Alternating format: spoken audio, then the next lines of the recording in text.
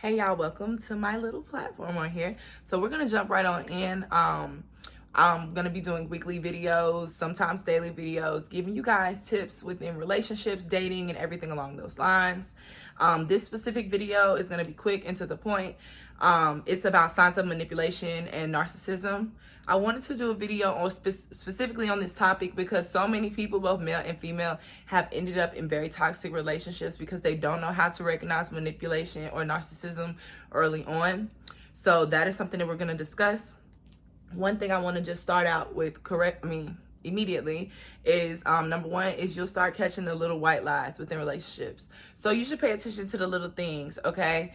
I remember from personal experience when I'm dating someone, you know, that first date, you learn so much information, especially when they're really into you and really want to get you, different things like that. But you should pay attention to the things that you learn during that time period, because later on things could change and you could catch them in little white lies and you'll start to see it happening more often. So then you'll be able to question the type of person that they are very early on in a relationship. And this goes for both male and female.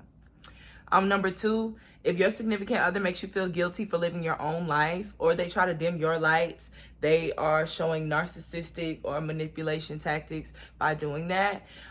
Your significant other should want the best for you, should want you to become the best version, best form of yourself, and shouldn't try to step on your toes in any way whatsoever. So if they do try to dim your light, or they do try to take you away from your friends, family, and be all about just y'all, that's not healthy, and it's a sign that you need to get out of there, okay?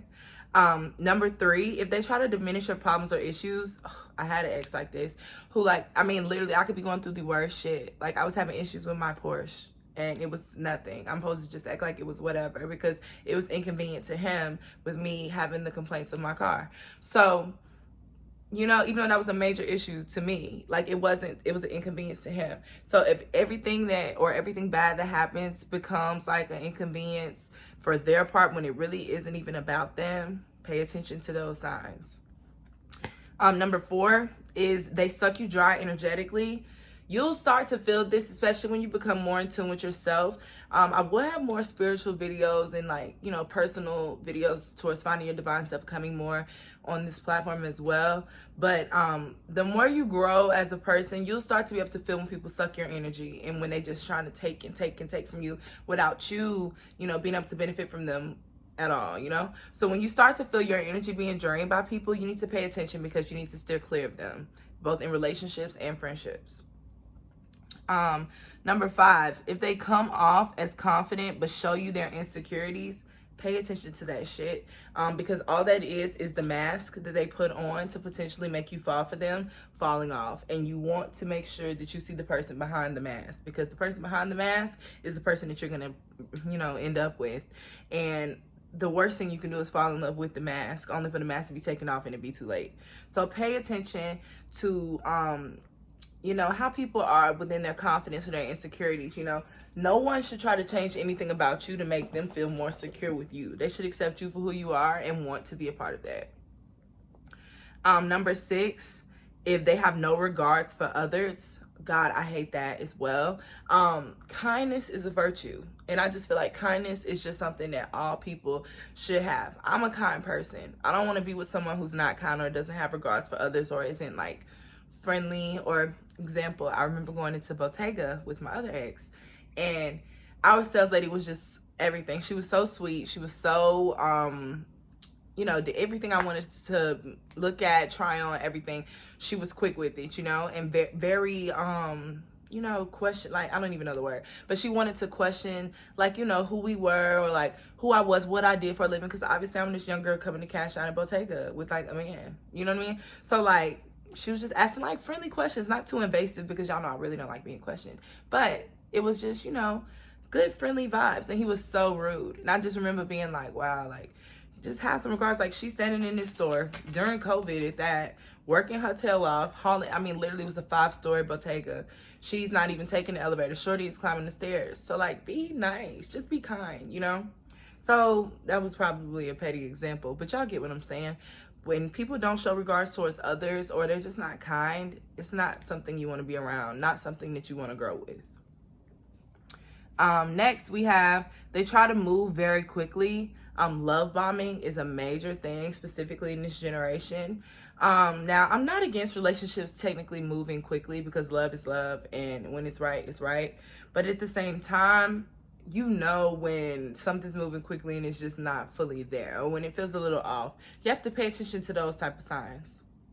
So if they start just doing so much stuff, like, or just being overwhelmingly into you too soon. So like if they saying I love you too soon, baby, be afraid of that. Like, even when you love someone, you know, that first I love you is so like serious, like it's so like deep. You don't want it to just come out somebody's mouth, because it's like, what did you just say, you know? But some men specifically, and I know women do it as well, but some men specifically will love bomb you to try to get more of you sooner, you know? So you want to pay attention to those signs as well, because that is another sign of manipulation and narcissism. Next, we have constant critiquing or lack of reassurance. Now, this is one I've seen, of course, from the male side of things, because I date men. But women like reassurance. And I really don't know a person, men as well, who don't like reassurance. Everyone wants to feel reassured that, like, they're giving their love to the right person, or they're giving their attention to the right person. And like, it's not something that you have to force or like ask your significant other to do, because they're going to want to reassure you. They're going to want to make sure that y'all are on the same page and growing together and have the same feelings for each other. So if they constantly critiquing things about you, or constantly trying to change things about you, and then they don't give you reassurance as well, baby, you need to hang it up for what it is. You know, it's not what you need. So let's get out of there. Okay.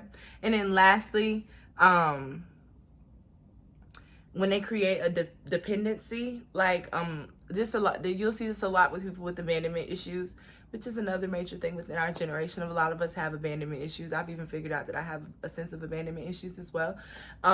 So when they create a sense of dependency, like they need to be around you, or they need to see you here, or you have to do this for them, that's not what you're here for. You're not a mother or father of this person. You're trying to build a relationship with this person. You should be there for each other equally. You should be able to understand each other equally. One person shouldn't have to give more than the other just to make the other feel like that person really cares about them, you know? Now, of course, we all have different love languages, and of course, it's super important to dwell into different types of love languages to understand your significant other, but you don't have to force, you know, a version of yourself that you're not, just to make someone else comfortable. Okay, so those are my quick signs of manipulation and narcissism throughout relationships. If you have dealt with any of these things, you were 9 times out of 10 dealing with someone who was either a narcissist or a master manipulator. So I hope you guys enjoyed this video, and I will see you in the next one.